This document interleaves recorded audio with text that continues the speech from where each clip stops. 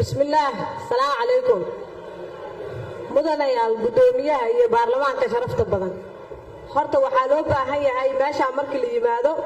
in qof kasta ay ogaato 2 mitir in la dhigaayo ilaahayna ka cabsato Soomaalida mid kale waxa loo baahan yahay qof kasta hadii wax kasta ay ka fiiriso dan shakhsiya dhibaatada dalkan ku jirta laga baxay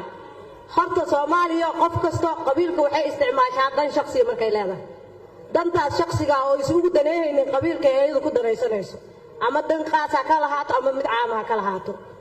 dadka maxaabiista ah ee xabsiga dhexe ku xiran ummadda Soomaaliyeed oo dhan ay ka xiran yihiin cid gooniya oo mas'uuliyad dan waxay saaran tahay baarlamaanka waxa meesha ka jiro oo baarlamaanka shaqadiisi waxa dareemaysaa baarlamaanka Soomaaliyeed inuu shaqadiisi haynin 15 guddi hadii guddi kasta uu shaqadiisa qabsado horta dhibaatada maanta taagan ma taagnaa lahayn talabaad qabiilka naftirkiisa anigu qabiilkayga hadii aan markii lagu gardaran yahayna aan dhaho waalid ku gardaran yahay markay gardaran yihiin aan dhaho waa gardarantiin xataa waxba toosi lahaa laakiin hadaan dhaho markay gardaran yihiin waa saxan yihiin marka la gardaran yahayna waa gardaran yahay waa la gardaran yahay horta waxba kuma toosayaan horta waxa naga la rabaa anaga inaan noqono qoorti labada garab u dhaxaysay wixii aan ku soo dhaaranana aan ka run sheegno laakiin jeclaysi iyo difaac beena iyo shakhsi in la ataagayo in wax kasta aan la siyaasadeen siyaasiyiinta dhibaatada Soomaaliya ayaa ka waay sababtoo ah waxay siyaasadayaan wax kasta aan siyaasad ku xirneen arrimo bulshada ahaato caafimaad waxbarasho heerka siyaasadeentana ay gaartay in adduunyada meelaha ugu jirno musuqmaasuqa ceebta foolxumada ugu jirno gareedka ugu dambeeyo taas waxa waaye xildhibaano qof kasto xildhibaana guddiyo ku jira shaqadiisa ha ku ekaado hana ka shaqeeyo warbixin meeshaan ha keeno tan uu duraayana inta baaritaan soo sameeyo horta duro aniga guddiga baarlamaanka waxaan tagnay 2023 Febraayo aan tagnay meeshaas tan kale aniga baarlamaankan marka imaanay horta xildhibaanka waxa uu soo noqday xabsiga dhexe garsoorka Soomaaliya waxa ka jira darteed anigana garsoorkan ka shaqeey jiray qof iiga sheekeeyay ma jirto ilaahay aan uga cabsaa 4 sano waa dad shaqo kale ma qabahay qofki jeclaaleed qofki nacbaaleed wax kasto soo sheegan waxa cadeen u keenay waxaan cadeen u heeynin meesha ma keenay anaga tagnay Febraayo 2023 aan tagnay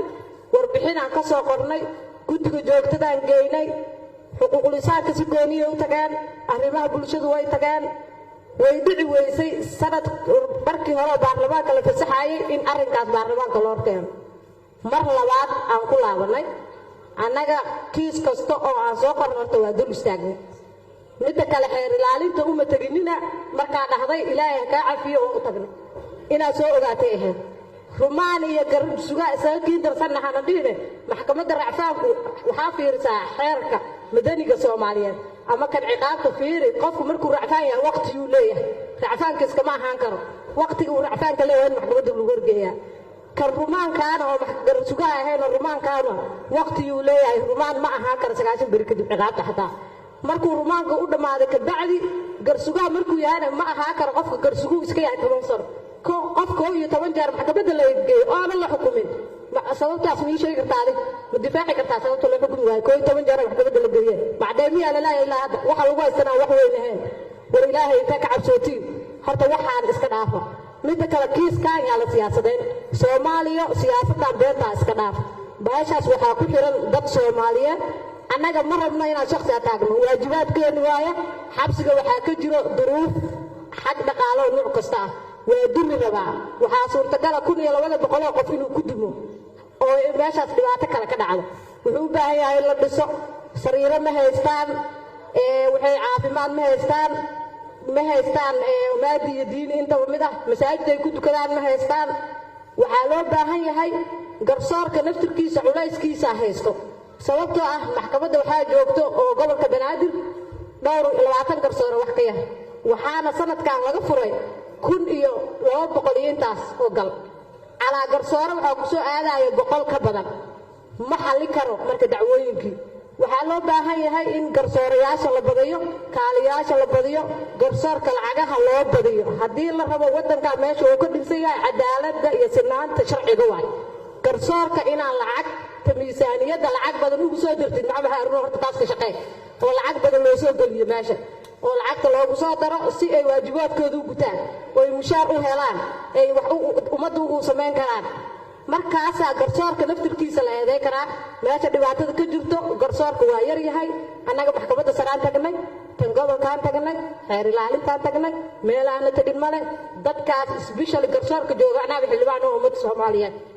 ayagana ma rabno in la dulmiyo dadka meesha joogana inay cadaalad helaan aan rabnaa ma dhahayno annaga garsooryaal ma nihin hebelaa qaldan hebelaa saxan waxaan rabnaa qofki wax yar u xukumanna qofkii waxa ku lahaana inuu wixiisi la helo oo annagu aan dhiibne qofki inuu xurriyad helo qof kasta oo ay maxkamaddu xukunto oo xukunkama dambaysa ku dhaco